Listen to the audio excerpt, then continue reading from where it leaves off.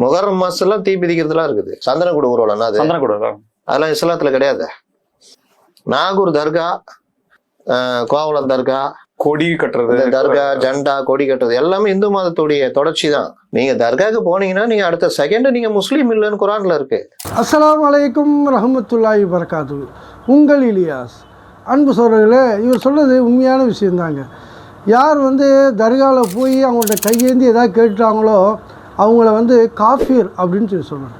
காஃபிர்ன்றா நம்ம நினைக்கிறோம் இவங்க நல்லடியார்கள், நல்ல மனிதர்கள், அப்படியே இருந்துட்டு போட்டோம். ஜீசஸோடைய ஒரு நல்ல மனிதர், முகமது நபியோடைய ஒரு நல்ல மனிதர். சிந்திச்சு பாருங்கள், யார் ஈசாவிடம் கையேந்துகிறாரோ, ஜீசஸிடம் கையேந்துகிறாரோ காஃபிர்னு அல்லாஹ் குர்ஆனில் சொல்கிறோம். நம்ம என்னைக்காவது முகமது நபிகிட்ட போய் கையேந்துவோமா? முகமது நபி எனக்கு அது கொடுங்க இது கொடுங்கன்ட்டு. அவங்க சொல்கிறாங்க, என் மேல் அதிகம் நீங்கள் பாசம் கொண்டு எனக்காக நீங்கள் துவா செய்யுங்க அப்படின்னு சொல்கிறாங்க. அதுவும் அல்லாஹும்ம ஸல்லின்னு சொல்லி அவங்களுக்கு துவா செய்யுன்னு கத்தும் கொடுக்குறாங்க. அதை விட்டுட்டு ஒரு நல்லடியார்கள் இறந்துட்டாங்க, அவங்கள்ட்ட போய் கையேந்தி எனக்கு புள்ள கொடுங்க அது கொடுங்க இது கொடுங்க கேட்குறாங்களே, அவங்க யார்? இறைவனை நிராகரித்து விட்டார்கள், காஃபின்னு அதோடைய அர்த்தம்.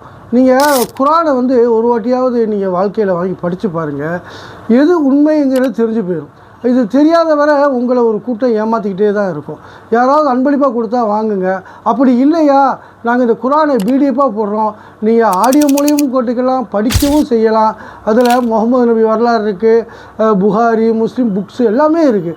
இதை ஸ்கேன் பண்ணி நீங்கள் ஒரு வாட்டி பாருங்கள். அல்லாஹ் உங்கள் நான்னா நேரான வழியை கொடுப்போம். அஸ்ஸலாமு அலைக்கும் ரஹ்மத்துல்லாஹி வபரகாத்துஹு.